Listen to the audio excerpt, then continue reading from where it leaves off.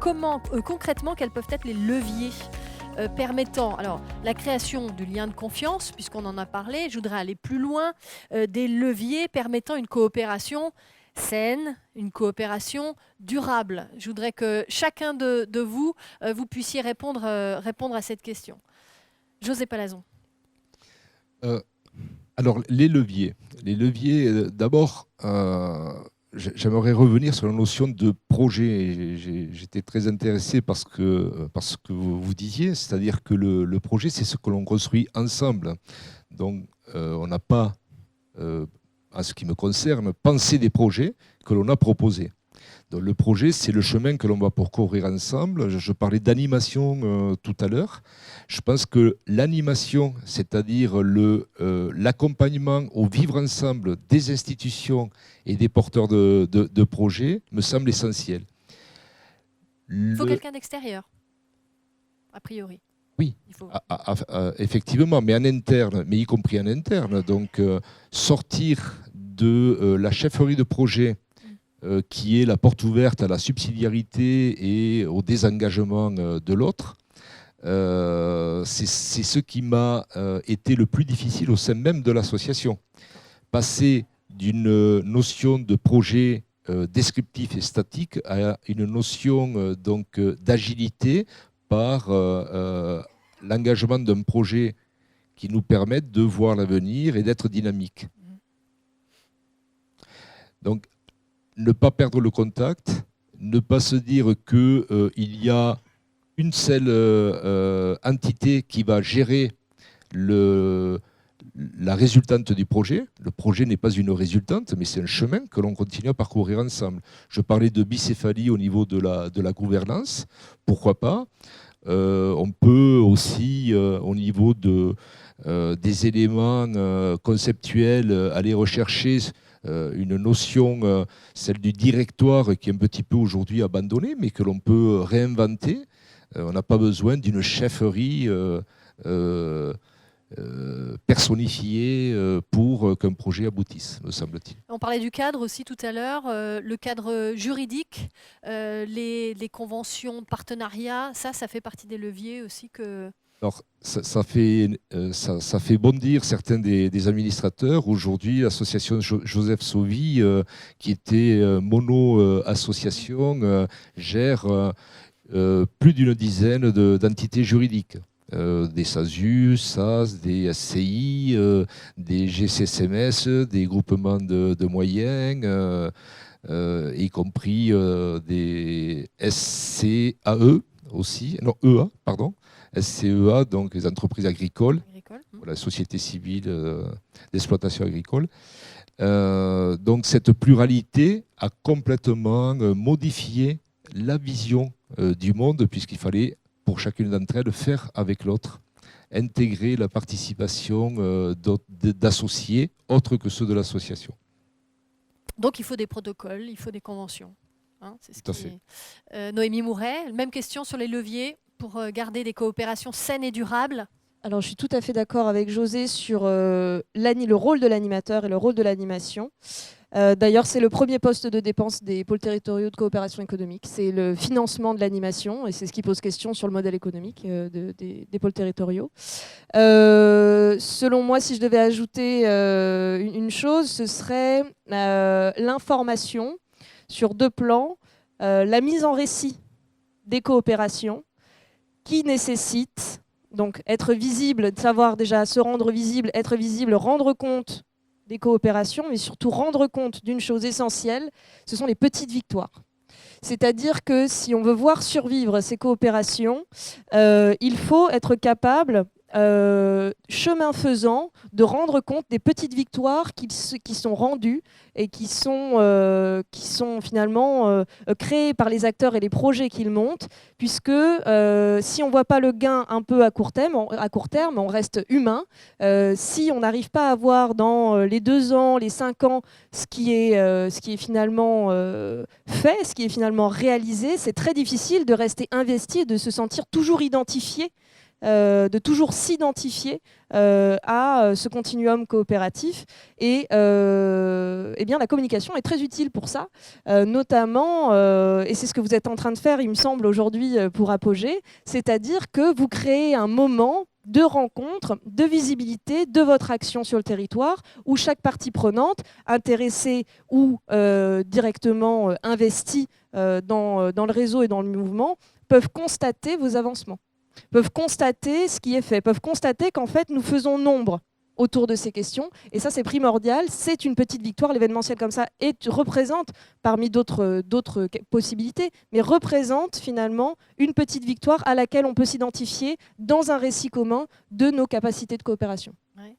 Jean-Marc Sémoulin, le levier pour garder une coopération saine et durable au Murau, est-ce que ce n'est pas l'habitant finalement? On n'en a pas parlé dans cette table ronde. Je vais y venir, mais avant, je complète. Enfin, du coup, je suis vraiment d'accord avec ce qui a été dit et la manière de mettre en récit. Pour nous, on s'est dit, en fait, c'est les médias.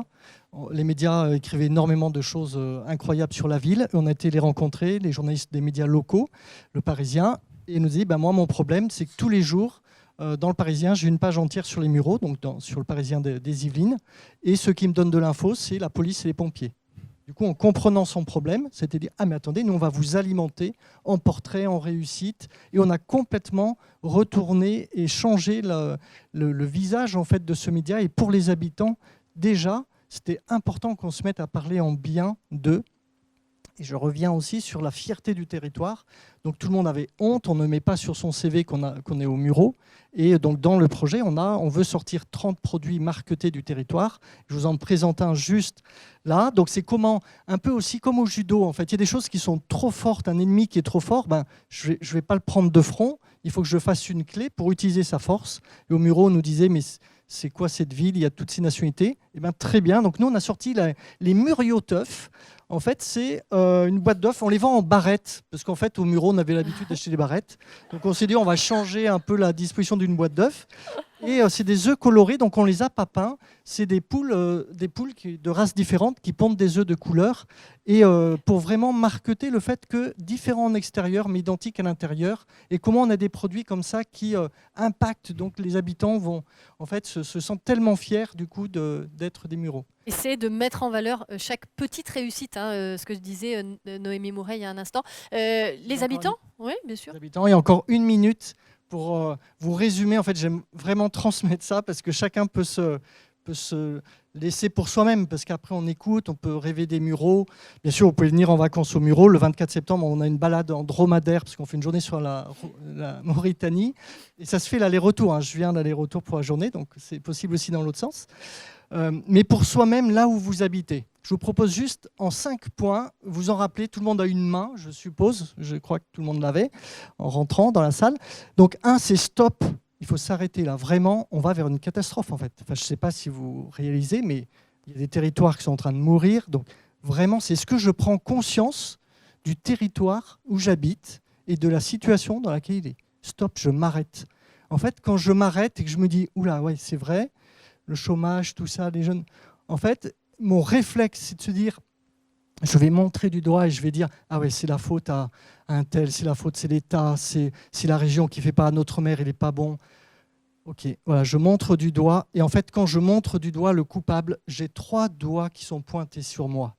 En fait, peu importe la faute de qui c'est, j'ai 3 doigts sur moi. En fait, qu'est-ce que moi, je vais faire? Et c'est vraiment ça qui est important. Et alors là, en fait, je change de doigt. En fait, c'est le plus grand. C'est quoi mes valeurs? Qu'est-ce qui me tient? Quelle est mon éthique? Qu'est-ce que moi, c'est ma foi, par exemple? Qu'est-ce qui me tire vers l'avant et qu'est-ce qui me fait grandir? Et comment je vais m'appuyer sur les valeurs que j'ai pour commencer à créer quelque chose, à imaginer comment mon territoire va pouvoir changer? Ensuite, c'est l'alliance. Une fois que je me mets en route, je vais découvrir qu'autour de moi, il y a déjà tellement de gens qui se sont mis en route. Et alors peut-être que je peux commencer à faire partie de ce réseau de gens qui se disent comment on transforme notre territoire. Et puis ensuite, on l'a dit, c'est le petit doigt, ça sert à se déboucher les oreilles. Donc dès qu'on est ensemble, ce n'est pas pour parler, c'est justement pour écouter ce que les autres font et comment on se met en route ensemble. Voilà. Merci.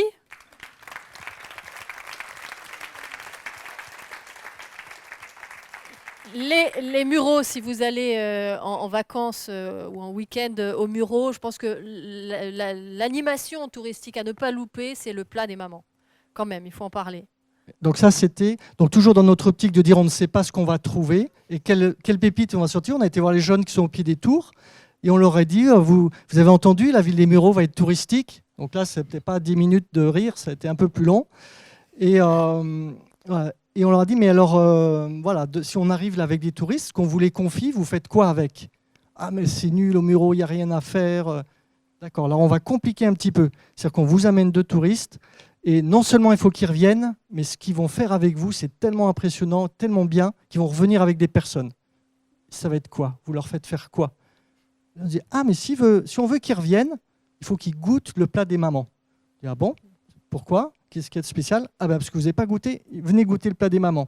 On a été goûter, et en fait, on est dans l'accueil. Et là, vraiment, comme Français, je me dis, les Français, on ne sait pas accueillir. Mais quand on est reçu dans une famille, c'est très, très impressionnant. Donc, on a commencé à chercher ça. On a vu qu'il y avait une appli mobile qui faisait comme on a Blablacar. On a la même chose pour le repas chez l'habitant. On a pris contact avec eux. On leur a dit, bah, écoutez, on a un super projet. Nous, on a 100 nationalités aux Mureaux. On voudrait faire découvrir un tour du monde culinaire en utilisant votre appli. Là, ils nous ont éclaté de rire au nez en disant, attends, vous n'avez pas bien compris, c'est une appli un peu haut de gamme. On ne va pas te déclasser en venant aux Mureaux. Excusez-nous, c'est vous peut-être qui n'avez pas bien compris, c'est que vous n'êtes pas encore venu aux Mureaux. On vous propose, on vous invite pour goûter le plat des mamans et vous allez voir. Ils sont venus, on a eu le DG national qui est venu aux Mureaux, goûter le plat des mamans. Et revenu, on est devenu leur projet RSE, mis en avant gratuitement sur leur plateforme. Et on a par exemple le repas mauritanien où on va être assis. Donc ce n'est pas un restaurant, on paye comme Blablacar. En fait, on ne parle plus d'argent quand on arrive dans la famille. Et le repas mauritanien, on est devant un plat d'1 mètre, 1,20 m. Et tout le monde va manger avec la main dans ce plat au milieu de la famille et des enfants. C'est juste extraordinaire comme expérience. Et du coup, on a été chercher après des patrons et des acteurs en les invitant du coup pour ça. Le Covid nous a un peu mis à mal cette expérience, mais voilà, on a énormément de demandes pour reprendre. Vous l'entendez bien, la capacité à convaincre quand même, ça fait partie des atouts, des leviers de réussite. Merci beaucoup à tous les trois. Je pense qu'on peut les remercier de leur témoignage.